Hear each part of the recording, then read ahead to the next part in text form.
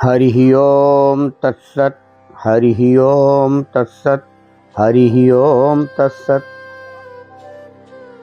एक कथा आती है।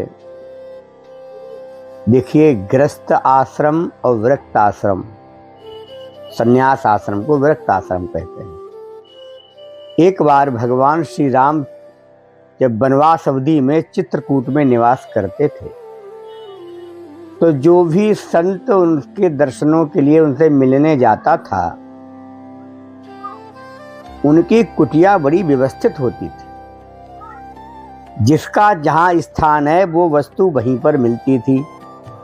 महात्मा बोले, गृहस्थ आश्रम में कितना सुख है। व्यवस्थित घर होता है, समय से भोजन होता है, समय से शयन होता है। तो महात्माओं के मन में आया, क्यों ना अपने लिए भी एक गृहिणी की व्यवस्था की जाए, मतलब अपने लिए स्त्री की व्यवस्था की जाए जो हमारी कुटियाओं को व्यवस्थित रखे। तो सारे महात्माओं की एक आवश्यक गोष्ठी बुलाई गई। सभी महात्माओं ने चर्चा की और चर्चा करके बोले, सब लोग यहाँ से चित्रकूट में पत्थर बहुत हैं, एक एक दो दो पत्थर उठा लाओ और भगवान श्री राम से कहेंगे, प्रभु, क्योंकि उनके चरण में वो शक्ति है, पावर है, जिस पत्थर को स्पर्श कर देंगे वो पत्थर नारी बन जाएगी। बोले, ये कैसे मालूम? तो बोले, आपने सुना नहीं? गौतम नारी अहिल्या को भगवान ने चरण स्पर्श कर दिया, अपना चरण रज से उस शिला को नारी बना दिया। महात्मा बोले, हम लोग क्या करेंगे वो स्त्री का? बोले, देखो, कहीं छिपिया पड़ी है, कहीं चिमटा पड़ा है, कहीं खड़ाऊ पड़े हैं, कहीं लंगोटी पड़ी है, कहीं तोमा पड़ा है। ये सब व्यवस्थित करने के लिए स्त्री का होना आवश्यक है। और क्या फर्क पड़ता, राम जी से प्रार्थना कर लेंगे, अपनी अपनी कुटिया में लाके पत्थर रखो। सारे महात्मा लग गए और लगने के बाद कई महात्मा तो 4-4, 5-5 पत्थर ले आए। बोले, इतने पत्थरों को क्या करोगे?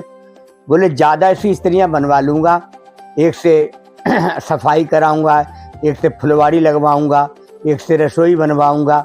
ऐसे अनेक अनेक तरह की व्यवस्थाएं हो जाएंगी, बढ़िया व्यवस्था हो जाएगी। सबने लाके अपने बड़ी कुटिया में पत्थर रखे।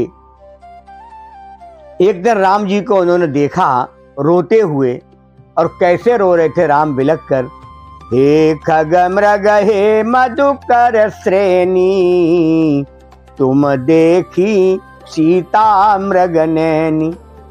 कैसी है हमारी सीता? बोले, वरुण पास मनोज धनुहंसा, गज के हर निज करत प्रशंसा।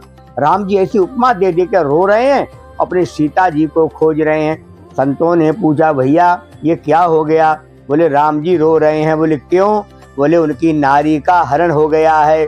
सब संत भागे अपनी अपनी कुटियाओं से और निकाल के पत्थर फेंके। बोले, हे भगवान, आपने हमें तो बचा लिया। भैया, हमें नहीं मालूम, स्त्रियों गृहस्थ आश्रम में रोना भी पड़ता है। तो ऐसी संगत कथाएं आपको ये क्या शिक्षा देती हैं? भैया, सदगृहिणी, सद स्त्री ही हमारे जीवन में कल्याणकारी होती है। और भैया, राम की लीला, राम की कथा राम जाने, क्योंकि राम के चरित्र को समझना ही जीवन को समझना है। जिसे भी राम चरित्र समझ में आ गया, उसको जीना आ गया। जो राम चरित्र को नहीं समझ पाया, वो कोई कथा को नहीं समझ पाएगा। इसलिए सभी राम चरित्र को समझिए और राम कथा में प्रीति करिए। राम कथा में प्रीति का मतलब है राम से प्रेम, नाम से प्रेम। नाम की महिमा अपार है।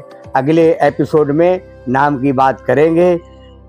बोलिए राम नाम महाराज की जय, रामचंद्र भगवान की जय।